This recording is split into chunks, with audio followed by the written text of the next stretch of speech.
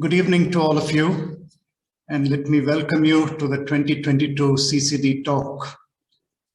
First, let me introduce myself. My name is Shailesh Shirali. I am a trustee of the KFI and the director of Sahyadri School. And I'm here to introduce the speaker for the talk this year. Before I do that, let me say a few words about these talks, which we have every year around this time. The KFI began the CCD talks soon after Krishnaji passed away in 1986. They were meant originally to serve as a platform for dialogue and for panel discussions. But over time, the CCD changed into its present format, which is that of a speaker delivering a talk for about 45 minutes or more, following which there's a question and answer session for another 45 minutes. And the intention is for the speaker to explore some facets of Krishnaji's work and then take questions from the audience based on that exploration. Over the years, we've had many eminent speakers give these talks. We've had speakers from the world of performance art, exploring connections between the teachings and aesthetics. We've had speakers who are professional scientists. And we've had speakers from the field of environmental activism who have drawn on Krishnamurti's deep feeling for nature. And over the years, these talks have brought forth a rich body of work. The speaker this year is Mr. Siddhartha Menon. He's a trustee of the KFI, a former principal of Rishi Valley School, and currently director of the Rajghat Education Center in Varanasi. He is an alumnus of Rishi Valley School and holds a master's degree in English literature. He has worked in the Krishnamurti schools for 30 years, primarily as a teacher of literature, history, and mathematics at Rishi Valley, but also at Rajghat Besant School and at the former Bhagirathi Valley School, also known as Nachiket, which is near Uttarkashi. His fourth collection of books of poetry is due to be published later this year. Here, by the way, are some visuals of two of his books. I hope you can see it. Writing Again, this is his second book. And this is his third book, The Owl and the Buddha. The Owl and the Laughing Buddha. The first book was called Woodpecker, which came out in 2010. I should add that I have known Siddhartha as a student.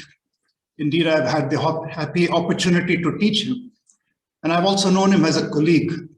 So I'm very happy that he is giving the CCD talk this year on a rather unusual theme. As we know, Krishnamurti was always very keenly interested in exploring the nature of beauty. Not just the beauty of form, but beauty in a much deeper sense. He returned to this theme time and again, exploring with his audiences the connection between beauty and sensitivity, between beauty and love, and between beauty and austerity. Here's a famous quote of his: "For passion to be, there must be simplicity and austerity. And where there is austerity, there is beauty. It is that passion only that sweeps all things aside." And he asked whether without beauty and love, there can be truth. And whether, quote, beauty is the quiet of the self forgotten. This evening, we will hear Siddhartha explore some aspects of poetry related to Krishnamurti's work. As some of you may know, Krishnamurti wrote poetry in his earlier days. He would express himself in poetry, and we are going to see some of that this evening. So I think let us all welcome Siddhartha, and let us look forward to this talk. Welcome, Siddhartha. Thank you. Thank you very much, Shailesh, for that lovely introduction. Let me just say at the beginning that while Shailesh was speaking, for a moment, I lost the internet connection, but I hope it doesn't happen again. So in case I disappear for a moment, please bear with me. So thanks again, Shailesh, and my gratitude also to the Center for Continuing Dialogue for giving me this opportunity to speak, to share something. And I would also like to place on record my gratitude to Kabir Jaitirtha, who sadly is no longer with us. A few years ago, he had asked me if I'd be interested in giving a talk under the auspices of the CCD. And at that time, I said that I didn't think I had anything to say really, but that if ever I did give a talk, it might be something to do with poetry and Krishnamurti. And he thought it was a good idea and he urged me to think about it. At that time, I didn't feel I was ready, though I sensed that there was a connection here waiting to be explored. I can't say that I feel completely ready even now, but still I'd like to share some thoughts with you. As Shailesh said, I was a student in Rishi Valley from class 7 through class 12. And those happened to be the last years of Krishnaji's life. He died in 1986. I finished school in 1985. And every year he would come to Rishi Valley, and when he was there, he would give talks to the students. And I don't admit this happily, but I can't say I was a particularly attentive listener. Like many of the other students, I think I was distracted by many things. However, there were some things that stayed with me. And the things that stayed with me tended to be images or metaphors that Krishnamurti was using. So for instance, and this was, I'm pretty sure it was in the very first year that I was there in class 7. In one of Krishnaji's talks, he commented that we all build walls around ourselves. And later, of course, I started thinking about what that meant. And I started ascribing meanings to those walls that we build. Maybe the ego, maybe selfhood, identity, whatever. But at the time as a child, what stayed with me was quite simply the image of a wall. And I had this faintly, maybe a nonsensical picture in my mind of people sort of walking around with these invisible walls bumping into each other, which made it impossible for people to connect with each other. But I came to realize that that Krishnaji often spoke in metaphors, used a number of metaphors, and that very often it was really these metaphors that seemed to communicate something to me. Even 40 years later, I think that remains the case. It's often these images that really I seem to connect with. For example, on education, now as a teacher, I've been working in schools for a long time. There was, in one of the question and answer sessions at Sanan in the 1980s, somebody asked Krishnamurti, is there such a thing as right education? And in the course of his response, this is what he said, and I'm reading now. So what is right education? Is it not both the cultivation of a brain that can function excellently in the world and also psychologically understand the whole meaning of existence, the self, the I, the psyche? Couldn't these two go together like two well-trained horses trotting along harmoniously together? And apparently one horse is highly developed, the other is still a baby, a foal. So this is another image that I find, as I say now as an adult, that stays with me. It's not that the other things he said don't, but somehow the image, and here that of the horses trotting along together, these two aspects of education, is a very sort of potent thing in my mind. Later, I discovered, as I said, that Krishnamurti was using these metaphors all the time. And as I developed an interest in poetry myself, and as I began writing poetry, I grew more and more interested in how Krishnamurti was using these metaphors. It seemed to me that behind his teachings, there was a profoundly poetic sensibility. Now, I'll try to explain a little later what I mean by that. But as I said, this is something which I just sensed and I was interested in. What did Krishnamurti himself feel about poets or about artists generally? And now I'd like to read something else. And this is from a book called The Urgency of Change, in a chapter, Beauty and the Artist. This is what he says.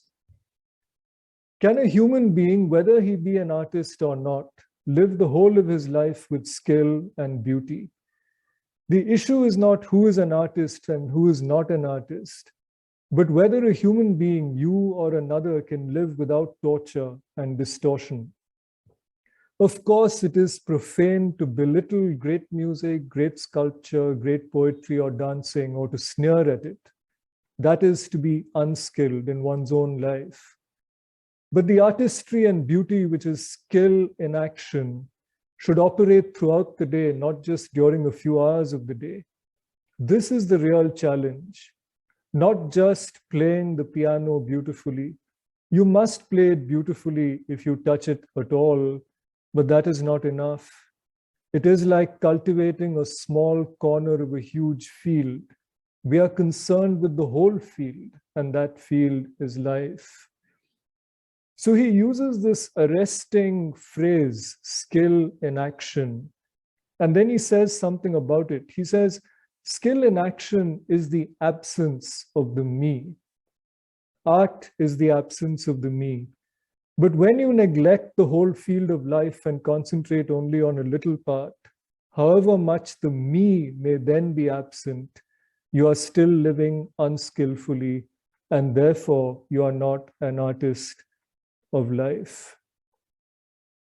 Now, this kind of thinking and the implicit question that he was addressing of the relationship between art and life, these questions were resonant questions for me at a time when I was, beginning to realize that poetry meant a great deal to me, and I was writing it. And especially this question of where does the self come into all this? Now, I didn't have a trouble with the writing of poems. It seemed that there was something guileless and simple about the writing. But later, when there was a body of work and I was thinking in terms of publishing it, this question was there: why do I want to publish? Why would I like others to read my work? A senior poet was aware that I was troubled by these questions, and he wrote to me once saying that creative work was meant to be shared as long as profit-making was not the motive behind it. Now, at one level, that set my mind at ease, because poetry does not result in profits, certainly not of a monetary kind. But of course, profit-making has subtler aspects to it. So in some sense, the question has remained with me. Now,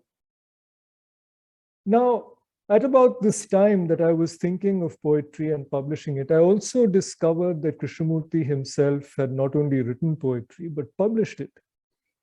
And this was, as Shailesh said, early in his, quite early in his adulthood, in the 1920s mostly.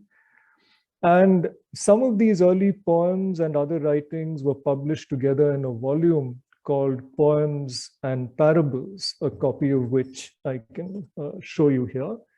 So Poems and Parables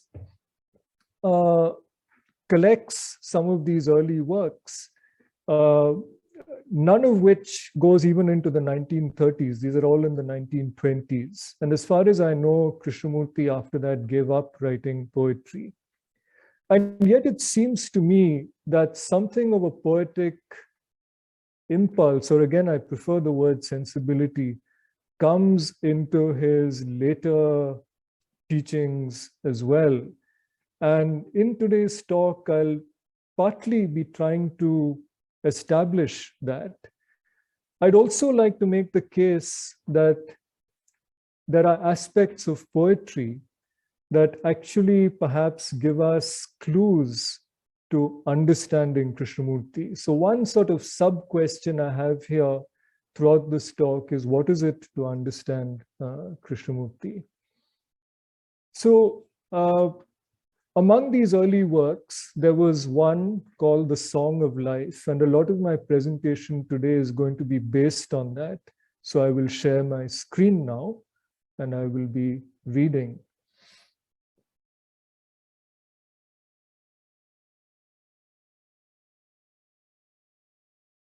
I hope my screen is visible.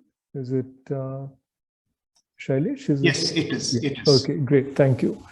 So this is my title, Krishnamurti's The Song of Life, Soul Making and Poetry. Now, The Song of Life, as I said, is the title of one of these early poems.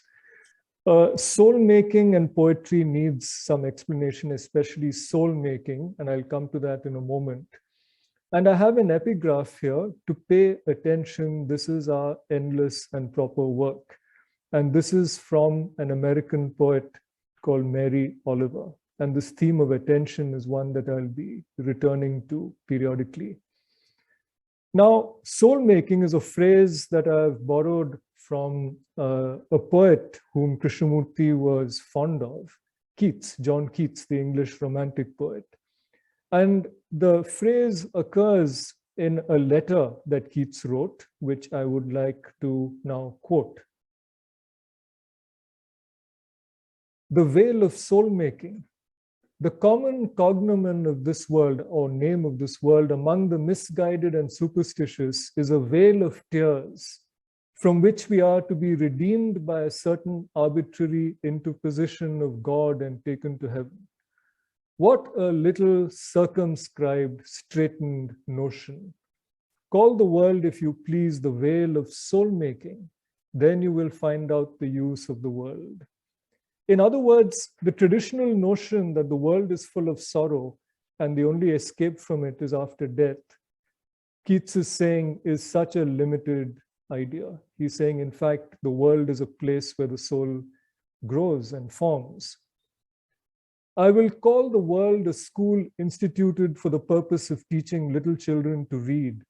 I will call the human heart the hornbook or the textbook used in that school. And I will call the child able to read the soul made from that school and its hornbook. Now, this comes strikingly close to a metaphor that Krishnamurti himself was to use, but I'll come to that later. Do you not see how necessary a world of pains and troubles is to school an intelligence and make it a soul, a place where the heart must feel and suffer in 1,000 diverse ways? In other words, suffering is necessary to growth, to the growth of the spirit, to spiritual growth, and so on. And this takes me to this poem, The Song of Life, which is a poem in 32 sections. And I'm going to be reading approximately 10 sections from the poem. And I'm not going to read them chronologically. I've sort of broken them into some themes that I've identified, 6 themes which I've identified and would like to share. So the first theme that I've called the first theme, the freeing of sorrow. And, you know, one could have said the freeing from sorrow, but I've deliberately said the freeing of sorrow because in what Keats says, and as we'll see in what Krishnamurti says, sorrow becomes a kind of catalyst to a movement towards freedom. So it's the freeing action, let us say, of sorrow. And thereby, the word sorrow itself is freed in some sense from the sort of negative connotations that it usually has. So there's a kind of freeing action of sorrow, which is what I'm interested in. As I said, sorrow as a catalyst. And this first poem I'm going to read is a very moving account of perhaps one of the most intense experiences of sorrow that Krishnamurti himself had, which is when he lost his younger brother Nitya, who died of tuberculosis. My brother died. We were as two stars in a naked sky. He was like me, burnt by the warm sun in the land where are soft breezes, swaying palms and cool rivers, where there are shadows numberless, bright-colored parrots and chattering birds. He died. I wept in loneliness. Wherever I went, I heard his voice and his happy laughter. I looked for his face in every passer-by and asked each if he had not met with my brother, but none could give me comfort. I worshipped, I prayed, but the gods were silent. I could weep no more. I could dream no more. I sought him in all things, in every clime. I heard the whispering of many trees calling me to his abode. And then, in my search, I beheld thee, O Lord of my heart. In thee alone I saw the face of my brother. In thee alone, O my eternal love, do I behold the faces of all the living and all the dead.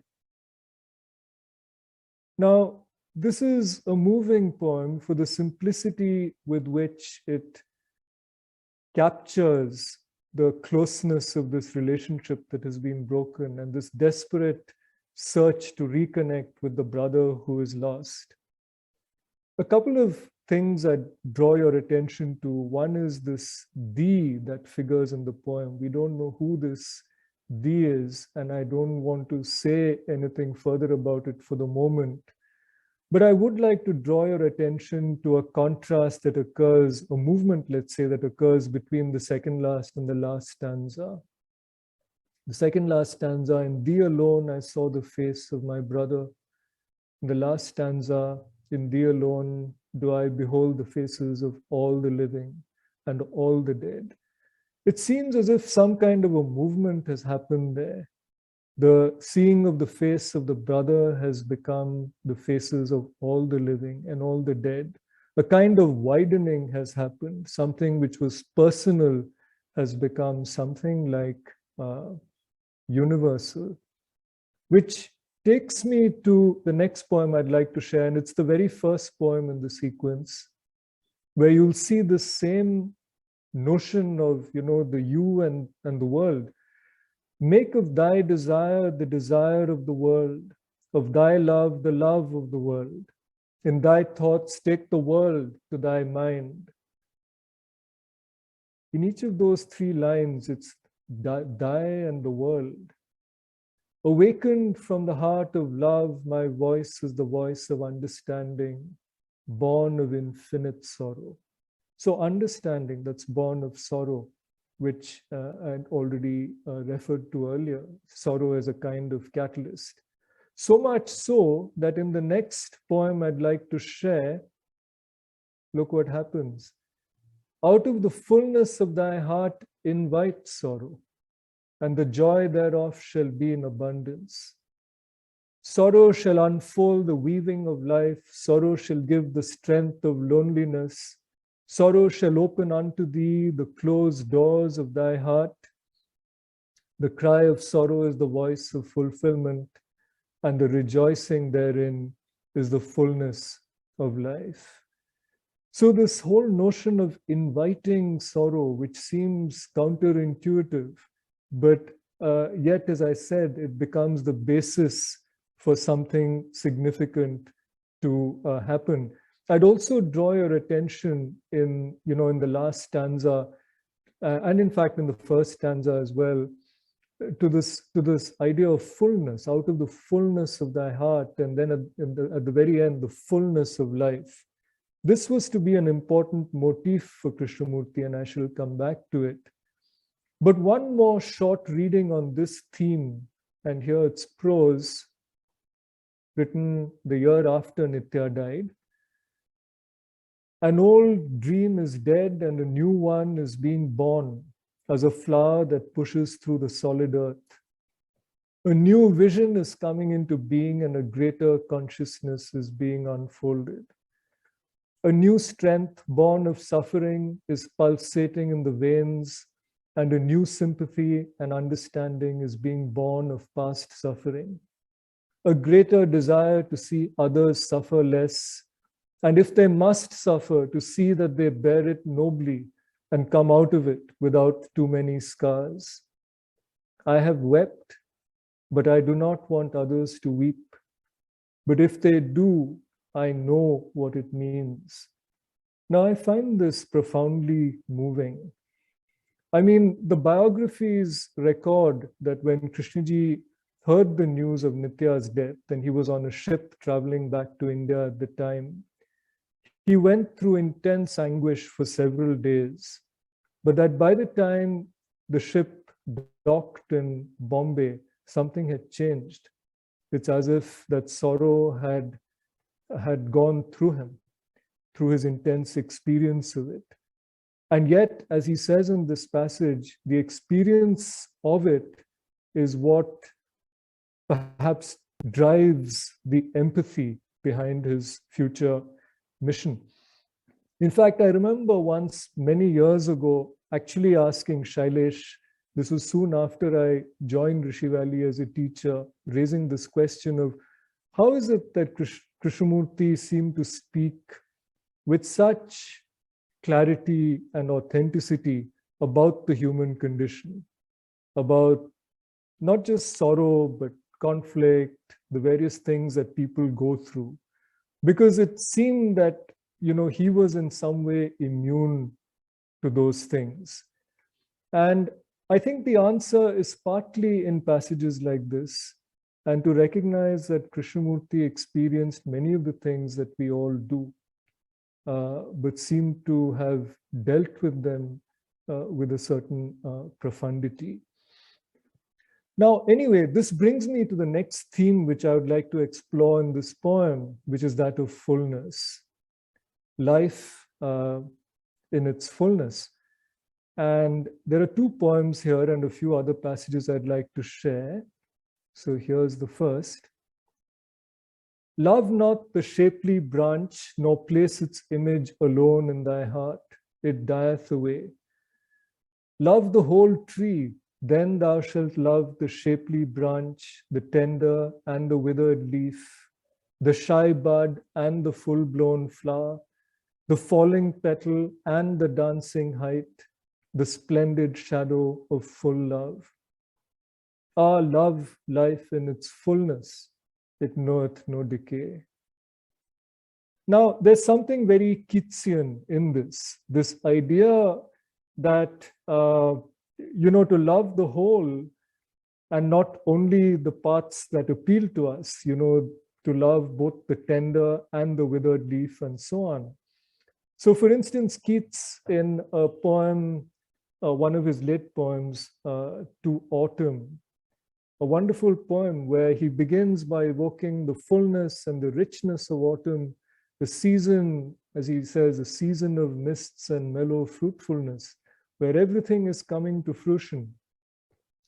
But by the third stanza of the poem, the last stanza of the poem, by then the harvest has been taken, the fields are bare, the trees are empty, and winter is about to approach. It's a bleak season now. So the third stanza begins, where are the songs of spring? And then he says, ask not for them, thou hast thy music too. And in the rest of the stanza, he evokes the sounds of autumn, the insects, the birds, and by a kind of sleight of hand, he then evokes birds which we associate with spring and early summer, the redbreast and the swallow. So what he recognizes in the poem is the beauty of autumn, which goes with its bleakness at the end of autumn, and also the fact that autumn contains within it all the seasons, the whole cycle of seasons of life and death is there. Now, at one level, this poem is about something like that. You can only have the tender leaf if you have the withered leaf as well, and so on. But Krishnamurti was to take this much further in examining, the human psyche as well. So, for example, this is a much later passage, again from the book, The Urgency of Change. So the real question is, does one see the total process of life, or is one concentrated on the particular, thus missing the whole field of life? To be aware of the whole field is to see also the particular, but at the same time to understand its relationship to the whole. If you are angry and are concerned with ending that anger, then you focus your attention on the anger and the whole escapes you, and the anger is strengthened. But anger is interrelated to the whole. So when we separate the particular from the whole, the particular breeds its own problems. Now, this motif of the whole, of fullness, of not fragmenting things was very central to Krishnamurti's thinking. And you see it in an early form in the poem that I just read. And also in his thinking on education. Education is not merely acquiring knowledge, gathering and correlating facts. It is to see the significance of life as a whole. But the whole cannot be approached through the part, which is what governments, organized religions, and authoritarian parties are attempting to do. But there's one more poem in this sequence which has to do with a related theme of wholeness, but it's in a slightly different way, and I'd like to read that poem out. Does the raindrop hold in its fullness the raging stream? Does the raindrop in its loneliness feed the solitary tree on the hill? Does the raindrop in its great descent create the sweet sound of many waters? Does the raindrop in its pureness quench the aching thirst? It is the unwise who chase the shadow of self in life, and life eludes them, for they wander in the ways of bondage. Wherefore the struggle and loneliness of division? In life there is neither you nor I. So the sense that the raindrop holds everything within it and does so many things, as opposed to the shadow of self. When the self comes in, there's separation. Now, the sense of oneness, it's almost like the kind of mystical oneness that you find, for example, in these lines by Blake, so well known as they are, to see a world in a grain of sand and a heaven in a wild flower, hold infinity in the palm of your hand and eternity in an hour. So there is this kind of mystical sort of sense of oneness, and it leads directly to one of the statements that we directly associate with Krishnamurti, which is, of course, you are the world. And here are a couple of passages on that. The whole of humankind is in each of us, in both the conscious and the unconscious, the deeper layers. One is the result of thousands of years, embedded in each one of us, as one can find if one knows how to delve into it, go deeply inside, is the whole history, the whole knowledge of the past. That is why self-knowledge is immensely important. Now, this kind of recognition, I think, is also foreshadowed in that poem that I just read out about the raindrop. Right through the world as human beings, we are in sorrow, fear, anxiety, violence, uncertain of everything, insecure. There's a common relationship between us all. We are the world, essentially, basically, fundamentally. The world is you and you are the world. Realizing that fundamentally, deeply, not romantically, not intellectually, but actually, then we see that our problem is a global problem. It's not my problem or your particular problem. It is a human problem. In other words, we are all, in the same boat. in a very fundamental sense. But there's one thing also that I'd like to draw your attention to. He says, when we see this fundamentally, deeply, not romantically, not intellectually, but actually. And I'm just sort of drawing your attention to this because, as I said, a subtext of this talk is what is it to understand Krishnamurti? Not romantically, sometimes we have this lovely sense when all's going well that, there's no division between us and the rest of the world. But that feeling doesn't often last. And not just through words, not just intellectually, but actually. And this is something he keeps coming to. And it's worth asking ourselves, what does this mean to understand? And I would like to come back to that. But then, if you are the world, a question which arises is this one. If you are the world, what is the self? And there's a poem which sort of seems to be asking this also, or not really asking it, answering it. I have no name. I am as the fresh breeze of the mountains. I have no shelter. I am as the wandering waters. I have no sacred books, nor am I well seasoned in tradition. I'm not bound by theories, nor corrupted by beliefs. I'm not held in the bondage of religions. My song is the song of the river, calling for the open seas, wandering, wandering. I am life. Now it's interesting, these oppositions, the I have and the I ams, and the what I have, what I don't have, rather, these are all human constructs. I don't have a name, shelter, sacred books, traditions, and so on. And the things I am are all things from nature. Fresh breeze, the wandering waters, song of the river, and so on. This is a question that, poets and thinkers, and of course Krishnamurti, have been concerned with. And I can't resisting sharing how two of the most important figures in 19th century American poetry address this in ways that sound almost diametrically opposite, but are in fact probably saying the same thing. One is Walt Whitman, who in his long poem, The Leaves of Grass, in many sections, he talks about all the different people that are part of humanity, part of society, and the different feelings they have, the experiences they have. And in many ways, he says that he's all that. And then he asks at one point, do I contradict myself? Well, then I contradict myself. I am large, I contain multitudes. So I'm everything, he says. And the other poet at the other end is Emily Dickinson, who says, I'm nobody. In fact, I want to quote her entire poem. It's a short poem. I'm nobody. Who are you? Are you nobody too? Then there's a pair of us. Don't tell, they'd advertise, How dreary to be somebody.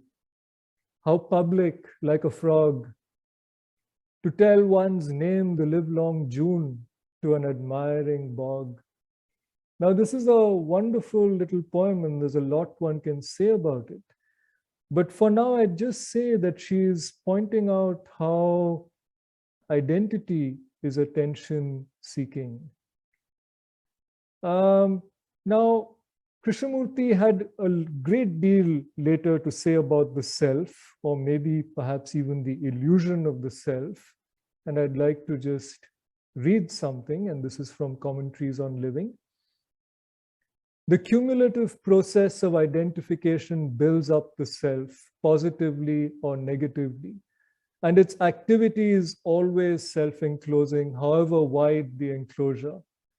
Every effort of the self to be or not to be is a movement away from what it is. Apart from its name, attributes, idiosyncrasies, possessions, what is the self? Is there the I, the self, when its qualities are taken away? It is this fear of being nothing that drives the self into activity. But it is nothing. It is an emptiness. If we are able to face that emptiness, to be with that aching loneliness, then fear altogether disappears and a fundamental transformation takes place. So this is the wall of my childhood memory, this self that we seem to create, this illusory thing. And Krishnamurti, as you can see, very radically questions it and also says that we build it because we are afraid of what lies if we don't build it, or what lies, what else there is. But let me move on now to the next theme. So Krishnamurti questions the individual self, but he gives importance to what he calls the dust of individual experience. And there are two short poems I'd share here.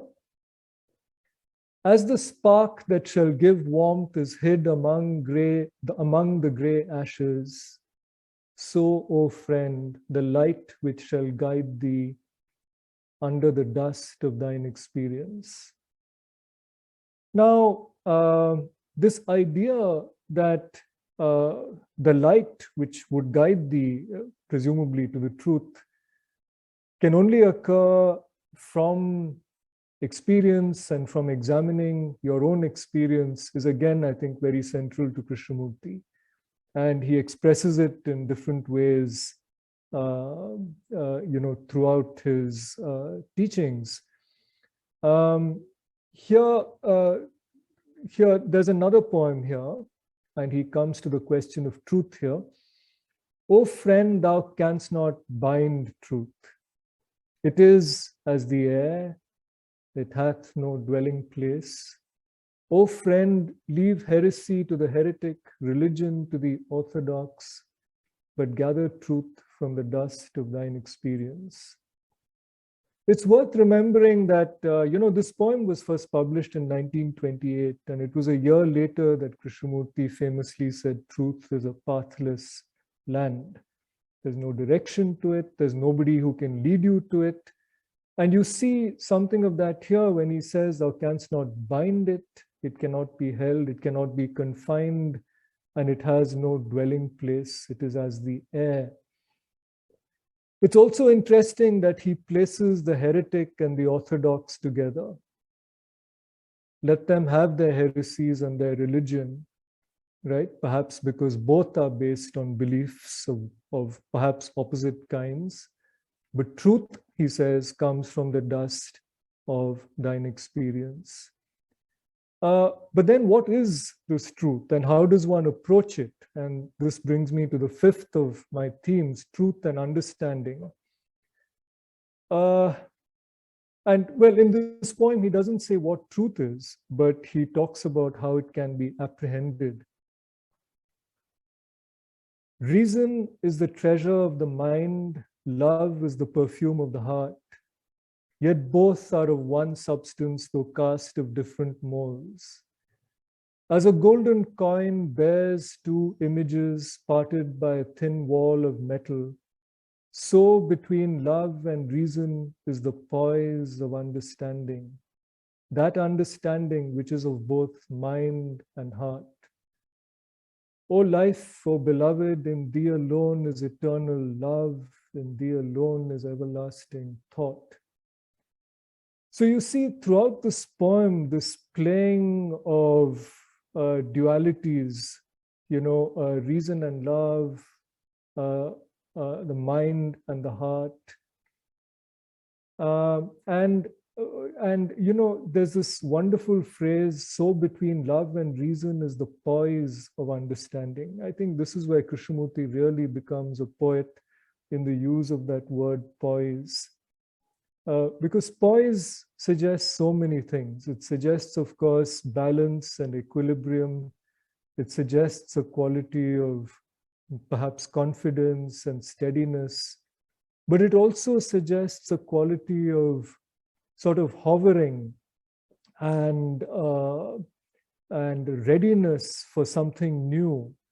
So it's a dynamic thing. It suggests that understanding is not static. It suggests that understanding is rich and dynamic, a kind of process.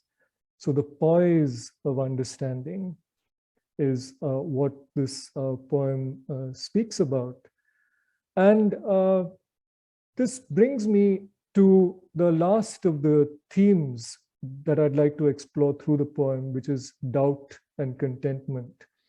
Now, Krishnamurti inverts our usual sort of associations with these words. To us, normally, doubt is not an entirely comfortable thing to have to live with because it implies uncertainty. Of course, another meaning of doubt, it also implies suspicion, but even uncertainty is not comfortable to live with. And contentment, on the other hand, is something which we all perhaps seek. But in Krishnamurti's poem, he inverts these associations. Doubt is as a precious ointment. Though it burns, it shall heal greatly.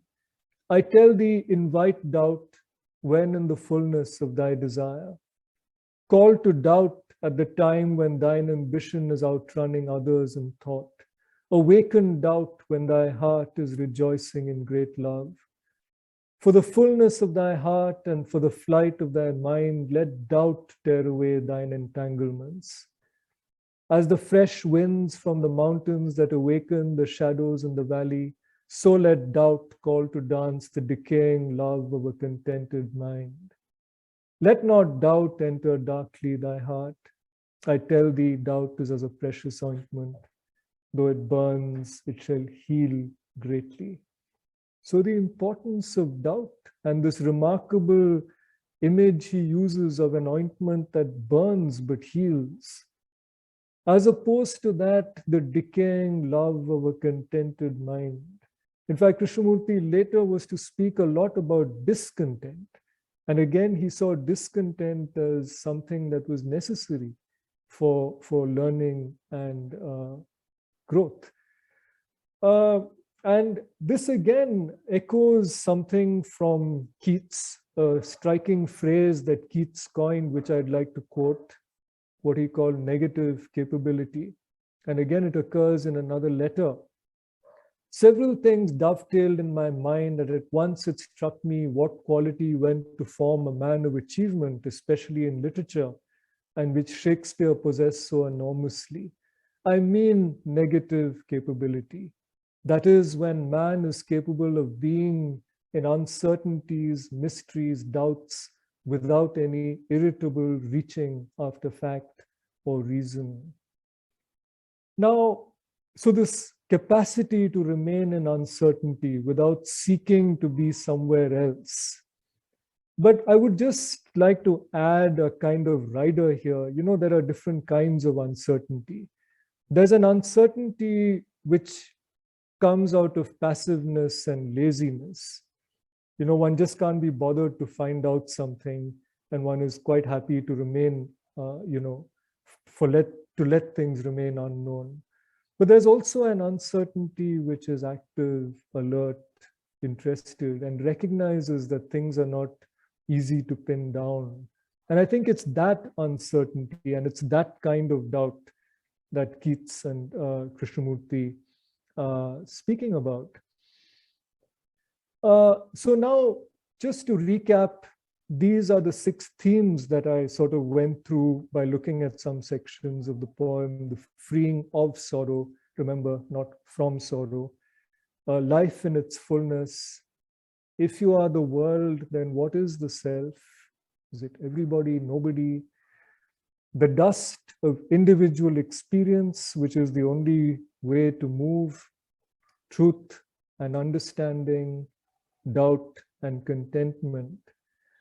And we see that all these themes are key themes in Krishnamurti. They occur in this poem, but they occur maybe using somewhat different language later on as well. But as I said, I think I have this sense that Krishnamurti had a kind of poetic sensibility which stayed with him even in his later thinking and writings. And I would like to try and show how that is. But before I can do that, I need we need to ask, what do we mean by that? What do we mean by poetry or a poetic sensibility? And I'd like to begin by quoting a poet. And these are lines I'm fond of quoting. And so if anybody has heard me doing so in the past, please pardon me. Poetry, but what is poetry anyway? More than one rickety answer has stumbled since that question first was raised. But I just keep on not knowing, and I cling to that like a redemptive handrail. Now, this is a great poet, Wisława Szymborska, in her poem, Some People Like Poetry, saying that she clings to what she calls not knowing. Now, she isn't merely saying, I don't know what poetry is, or I can't define it. I think she's saying something further than that. I think she's saying that this quality of not knowing is at the heart of poetry. And that's what gives poetry its impetus. And I think this is a kind of manifesto, if you like, for both poetry and, dare I say it, for life as well. But having said that, there are some things I'd like to say about poetry before I try to illustrate how it operates in Krishnamurti later. Poetry is interested in the unknown and the not knowable. That follows from what I've just said about Szymborska. Because there are a lot of experiences that are difficult to pin down. So poetry does attempt to tread where angels fear to tread and tries to capture experiences which language usually might not be able to. And it seeks to capture the truth of experience. There's a bit of a prejudice, perhaps, that poets are concerned with just airy-fairy nothings. Maybe sometimes they are, but I think poetry is more often concerned with authenticity, with looking at experience and trying to find true ways of capturing it. It begins in individual experience, but breaks boundaries. We've seen that already in the illustrations from Krishnaji's poems. I don't want to say more about it. Its mode of understanding involves heart and head. Now, one of the common ways in which poems arise is, there's a kind of feeling, a sort of response to the world.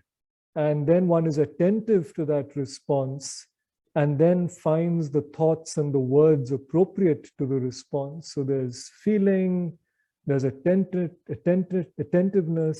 and there's thought. So all of these go together. It sees the large and the small, it sees the inner in the outer. I could perhaps say vice versa for both of those. It works through image and metaphor, concision and suggestiveness. The two horses, for example, or when Macbeth in Shakespeare's play tells Lady Macbeth, full of scorpions is my mind. Now, an image, a metaphor conveys a great deal in very little space. And that's what gives it its power. And that's what, for me, makes it memorable, more memorable than ideas. It needs quietness and no direction. There's a reason why I've put this in quotation marks, and I'll come to that at the end of this talk. But for now, let's just take these words at face value. Quietness, no direction. In other words, it's not in a hurry to get somewhere. Its state of being is attention. I've already spoken about this. So these are qualities that are at the heart of poetry and that I find in Krishnamurti's writing very often. And I'd like to now try and illustrate this in some way. Just to recall what Mary Oliver says, as I quoted her at the beginning, to pay attention, this is our endless and proper work. Now, there are two ways, it seems to me, in which, or that I'm identifying for the purposes of this talk, in which poetry manifests in Krishnamurti's teachings later on. One is in the quality of attention that underlies his passages of description, especially description of nature. And I'd like to illustrate from Krishnamurti's notebook, which was written in 61, 62. And I'm going to read you two passages, both of evenings in two landscapes that are very dear to me. So the first is at Rishi Valley, November 1961. The earth was the heavens, and the heavens the earth. And everything was alive and bursting with color, and color was God, not the God of man. The hills became transparent, every rock and boulder was without weight, floating in color, and the distant hills were blue. The blue of all the seas and the sky of every clime. The ripening rice fields were intense pink and green, a stretch of immediate attention. And the road that crossed the valley was purple and white, so alive that it was one of the rays that raced across the sky. You were of that light, burning, furious, exploding, without shadow, without root and word. And as the sun went further down, every color became more violent, more intense, and you were completely lost, past all recalling. It was an evening that had no memory. Now, this is just the second half of the description. I've cut it short for reasons of time. But, rather like in a Van Gogh painting, there's this sense of enormous shimmering energy in this description. And the way the observer is drawn into it, you were of that light. And what follows immediately after this passage is also very interesting. Every thought and feeling must flower for them to live and die. Flowering of everything in you, the ambition, the greed, the hate, the joy, the passion. In the flowering, there is their death and freedom. It is only in freedom that anything can flourish, not in suppression, in control and discipline. These only pervert, corrupt. Flowering and freedom is goodness and all virtue. To allow envy to flower is not easy. It is condemned or cherished, but never given freedom. It is only in freedom the fact of envy reveals its color, its shape, its depth, its peculiarities. If suppressed, it will not reveal itself fully and freely. When it has shown itself completely, there is an ending of it. Now, what is fascinating is how this passage on the flowering of, well, eventually envy, follows from the description of the valley. What on earth is the connection between them? Perhaps one can make some kind of ingenious thematic connection to do with, the flowering of colors and the flowering of envy or something of that kind. But I think that's beside the point. I think what seems to happen in the description is that a quality of attention is evoked. And in that, the teaching that follows seem completely apt and in some sense inevitable. And this is often the way poetry works as well, like the music in a film. It establishes a mood, it establishes a sort of readiness for something to happen. And very often, Krishnaji's descriptions seem to allow for something to happen. You see it in commentaries of living and in many other places. And the other passage of description is again of an evening, a very much quieter description, and here it's in Rajghat, New Year 1962. It was a lovely evening, cool, silent, and the sky was immense. No tree, no land could contain it. Somehow there was no horizon. The trees and the endless flat earth melted into the expanding sky. It was pale, delicate blue, and the sunset had left a golden haze where the horizon should have been. Birds were calling from their sheltering trees. A goat was bleating, and far away a train was whistling. Some village folk, all women, were huddled around a fire, and strangely they too had fallen silent. The mustard was in flower, a spreading yellow, and from a village across the fields, a column of smoke went straight up into the air. The silence was strangely penetrating. It went through you and beyond you. It was without a movement, without a wave. You walked in it, you felt it, you breathed it, you were of it. It was not that you brought this silence into being by the usual tricks of the brain. It was there and you were of it. You were not experiencing it. There was no thought that could experience, that could recollect, gather. You were not separate from it to observe, to analyze. Only that was there and nothing else. Time by the watch was getting late, and by the watch, this miracle of silence lasted nearly half an hour, but there was no duration, no time. You were walking back in it, past the ancient well, the village, across the narrow bridge, into the room that was dark. It was there, and with it was the otherness, overwhelming and welcoming. Now, I don't really want to break the silence of this passage, but let me quickly finish what I would like to share with you today. So these kinds of passages, it seems to me, are richly poetic. And the other source of poetry in the later Krishnamurti is, of course, in his use of metaphor. And I've already illustrated that. I have a couple more illustrations from a late talk. And this is from the Structure of Our Being talks in Washington, D.C., April 1985, less than a year before he died. There are many metaphors he uses, and I've chosen two because they are recurrent metaphors. And I will just read them out and say nothing about them. One is taking a journey together, and it's something that often occurs in Krishnamurti's talks. If one may point out, you and the speaker are taking a journey together, a long, complicated journey. To take that journey, one mustn't be attached to any particular form of belief, for then that journey is not possible, nor to any faith, nor to some conclusion or ideology or concept. It's like climbing Everest or some of the other great, marvelous mountains of the world. One has to leave a great deal behind, not carry all one's burdens up the steep hills. So in taking the journey together, and the speaker means together, not that he's talking and you are agreeing or disagreeing. If we could put those two words aside completely, then we can take the journey together. Some may want to walk very rapidly and others may lag behind, but it is a journey together. And the second metaphor, the mirror of relationship, again, one that occurs very often in Krishnamurti. If you are deluding yourself and not facing actualities, then it becomes impossible to look at oneself as one is.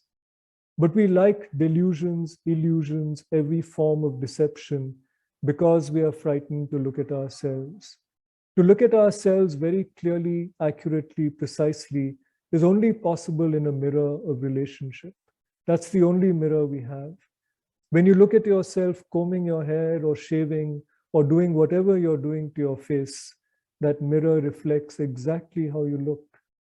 Psychologically, is there such a mirror in which you can see exactly, precisely, actually what you are? As we said, there is such a mirror, which is one's relationship, however intimate it be, whether it's with a man or a woman. In that relationship, you see what you are if you allow yourself to see what you are. You see how you get angry, your possessiveness, all the rest of it. And two final metaphors with which I will close. And this is one, to read the book of life, and it brings us back to Keats, where he's talking about the veil of, of human understanding. He talks about the world as a school in which the child learns to read the book of the heart. And Krishnamurti has a strikingly similar metaphor, which again occurs often. To learn from books is important, but what is far more important is to learn from the book of the story of yourself, because you are all mankind. To read that book is the art of learning. The book is not out there or hidden in yourself. It is all around you. You are part of that book. The book tells you the story of the human being, and it is to be read in your relationships, in your reactions, in your concepts and values. The book is the very center of your being. And the learning is to read that book with exquisite care. The book tells you the story of the past, how the past shapes your mind, your heart, and your senses. The past shapes the present, modifying itself according to the challenge of the moment. And in this endless movement of time, human beings are caught. This is the conditioning of man. This conditioning has been the endless burden of man, of you and your brother.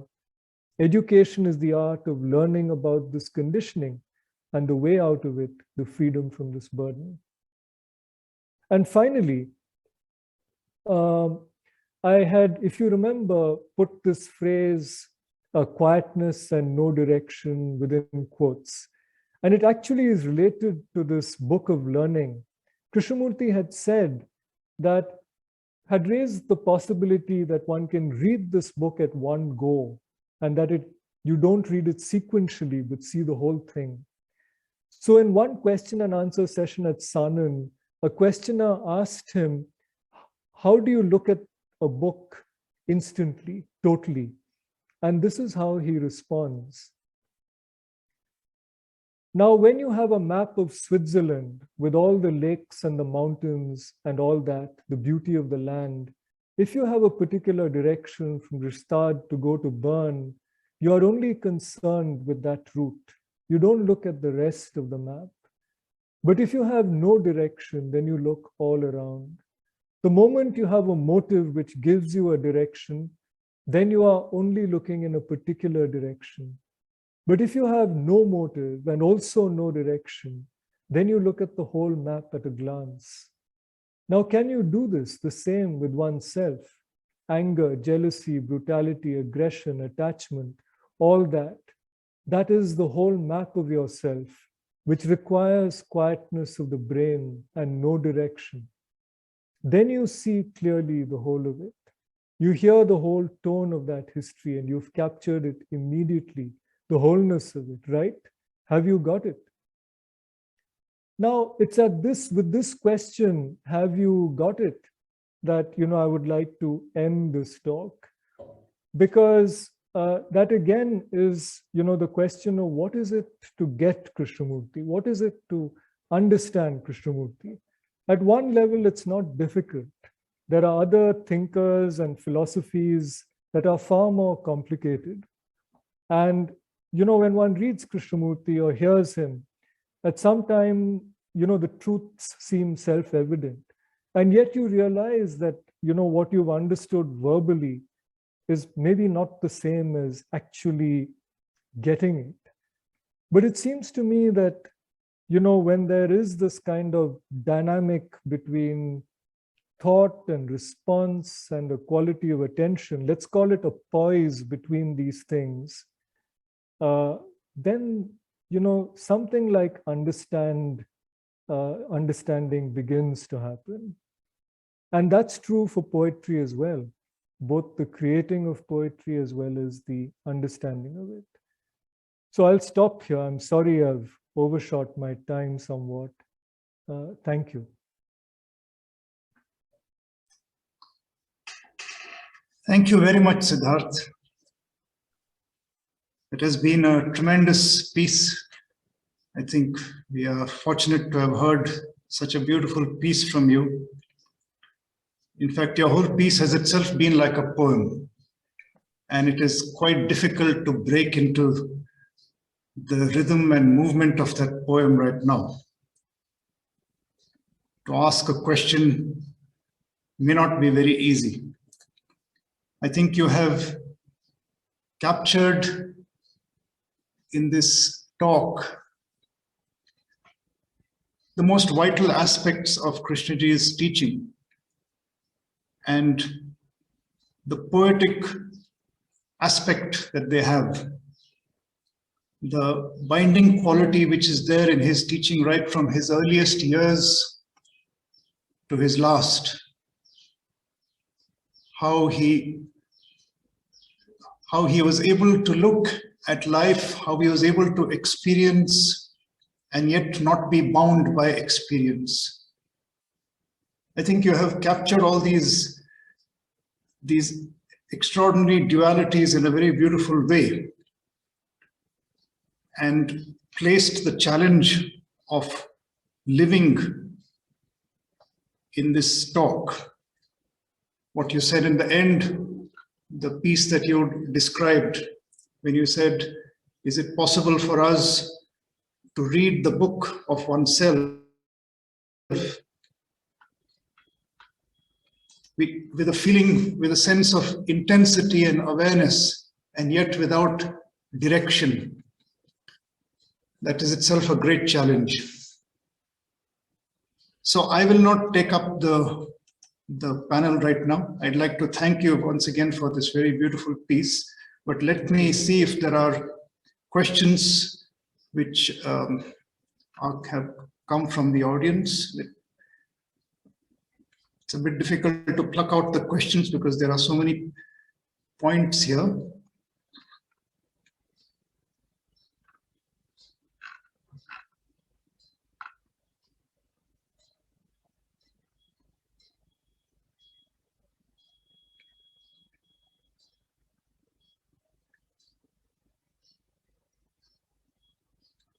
Here is one which perhaps I could read out. Maybe you can, it will have to be parsed, I think, and understood. So the questioner asks, most of K's poems quoted here seem to include an I, maybe the poet himself.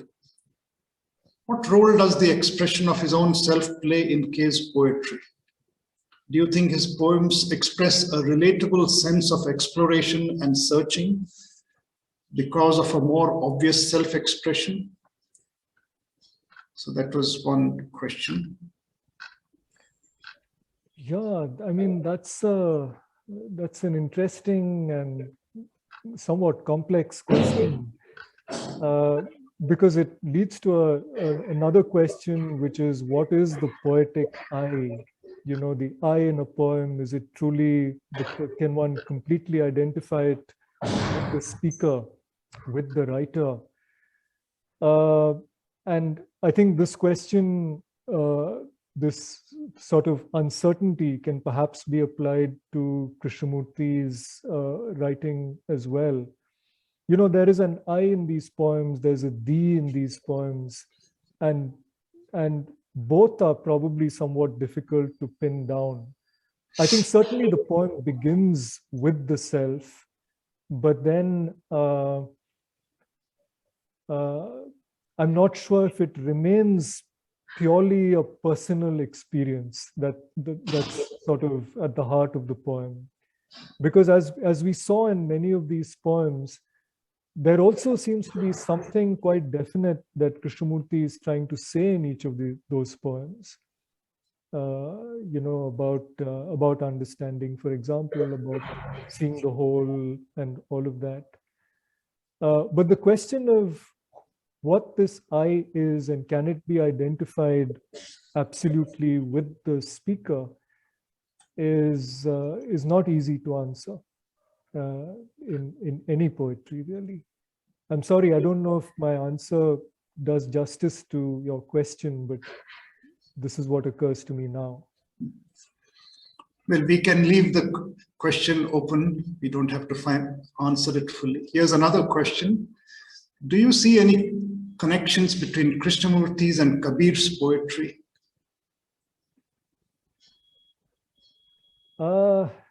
Krishnamurti and Kabir's poetry.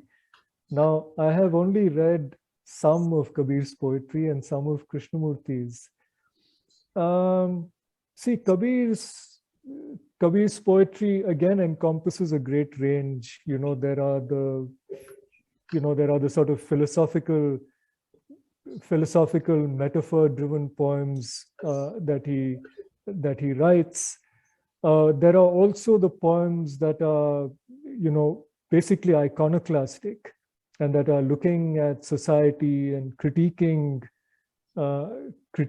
orthodoxy and so on and so forth.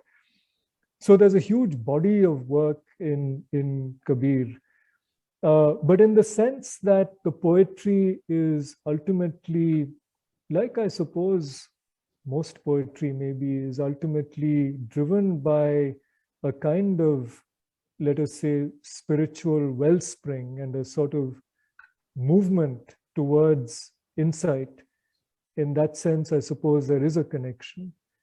But it's hard to establish a more direct connection than that. Maybe, Kabir uses very homely images, like, for example, the image of, the pot and the potter that we are familiar with. And Krishnamurti's poetry, the ones that we've looked at, the poems we've looked at, also seem to begin with the everyday, the quotidian. And I think that's actually true for a lot of poetry, but that may be one point of connection again. To ask another question drawn from some questions asked here. This phrase which you shared with us from Keats, negative capability, what is it in Krishnaji's writings that made you connect with this phrase, negative capability? Well, the most obvious connection as far as this talk is concerned was, the passage on doubt and not knowing. So that became the kind of verbal connection. But I think there are deeper connections that one can look at. And one is Krishnamurti's suspicion of, let us say, critique of, even dismissal of anything which smacked of sort of intellectual knowledge passing for spiritual understanding. Because I think that kind of knowledge he saw as a barrier to understanding. And as opposed to knowledge and knowing, or knowingness, let us say, is a state of remaining with what is, and the what is often unknown. And it's in the ability to stay with that perhaps some kind of movement, some kind of change can actually happen. Does that answer? Yes. Let me read out a question here. In much of what is presented here, Krishnaji wrote in ways similar to others, whose words were a way of transporting us to a realm beyond. However, different from them maybe was his urgency to deny this other world, but to actualize it in daily existence, beyond the word and in the moment. Could you comment on this? That's another very interesting question. And I would say that the question sort of points at one of the things that poetry is always interested in, which is in fact to see the moment with a kind of clarity and authenticity. So, poetry, it seems to me, at least the poetry I'm interested in, doesn't begin with grand ideas or themes. It begins with looking at what is around us, sometimes looking at what is within us and finding words for it. And poetry recognizes that language doesn't always have the power to convey what is ineffable or what is fleeting or what is difficult to understand. So poetry tries to take us above this sort of natural limitation of rational language. And it does so through its other effects, because poetry uses language, but poetry uses sound, it uses rhythm, it uses metaphor. It is, as I was saying earlier, it's like the music in a film, which establishes something. So poetry tries to take us, as I said, beyond the limits of language, but also to recognize the importance of what is immediately in front of us. So there's this interesting dynamic between, the small and the large, the immediate and what is not immediate. So again, I'm not sure if my answer completely responds to the question, but it sort of takes off from it. Thank you. One more question. One of the most famous lines associated with Keats is truth is beauty and beauty truth. What more do you need to know? What more need ye know? That is all you know on earth and all Can you need connect? to know. Yeah. Yeah. With Krishnaji's writings. Yeah, interesting question, because, we are bringing in this whole aspect of beauty and aesthetics. And, elsewhere in a letter, Keats says, what the imagination seizes as beauty must be truth. So he's sort of establishing a kind of firm connection between beauty and truth. And there, obviously, it's not just beauty as in whatever is pretty and harmonious, but I think beauty, like in Autumn, in the poem Autumn, in recognizing reality and not, wishing for the songs of spring or something else. Now, Krishnamurti spoke a great deal about beauty, and I think, Shailesh, you'd also referred to this in your introductory comments. And I think Krishnamurti had attached great importance to aesthetics and to beauty.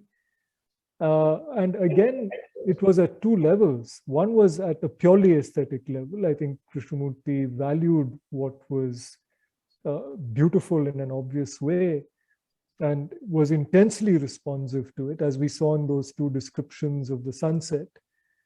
But also, I think in looking at reality in an unflinching way, I think that is, again, something like an aesthetic experience, because there's no dismissal of anything as being ugly. There's nothing pejorative. In fact, in that passage from, the second passage I read from the notebook, set in Rajghat, again, I read only part of the passage. In the early part of the passage, he describes the reality of crowds of people on the bridge, a bridge that's rickety, almost collapsing into the water. Elsewhere, he talks about the realities he sees of, poverty, of dirt. And yet there's great beauty in those descriptions. That's one of the paradoxes, let us say, of art, which is that art must be beautiful, but often its subject matter is not in a conventional sense. Here's another questioner asks, I'm struck by the thought that Krishnamurti's poetry can be a way for students to engage with him. Do you think this is a good idea? And do you have any practical ideas of how we can do this? Yeah, I think that's a great question. You see, as I said, as a child, right, it was some things in Krishnamurti that stayed with me. One was the images, and that has continued to be important to me. And then, of course, these wonderfully attentive descriptions.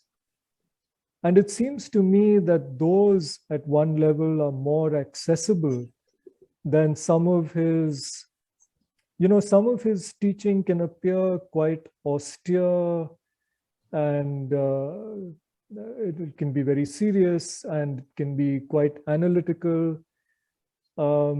And if we are talking about students, I think the passages they can relate to most readily are perhaps the descriptions, and there are so many of them. Descriptions of trees, of people, of the river, of mountains. And what is it that we learn by being attentive to those descriptions and reading them carefully? I think it's just that quality of attention itself. Which is why I think quite often those passages of description come just before some sort of meditation on something about life. I don't know if Krishnamurti was setting out to do it deliberately, but it seems to me that that's how these two worked together. So for students, I would begin with those, maybe. it just, this quality of being very attentive to what is immediately around you. I think there's a great lesson in that. I'll continue. Here's another question. If I understand, Krishnamurti has a running theme of the problem of thought itself. Is poetry an opening of a possibility of using language unburdened by intellectualism and rationality? Is that how you yourself have experienced writing and reading poetry? See, one can't be dismissive of what we are calling rationality or the way the brain works and the thought processes, because writing poetry, like any writing, requires these.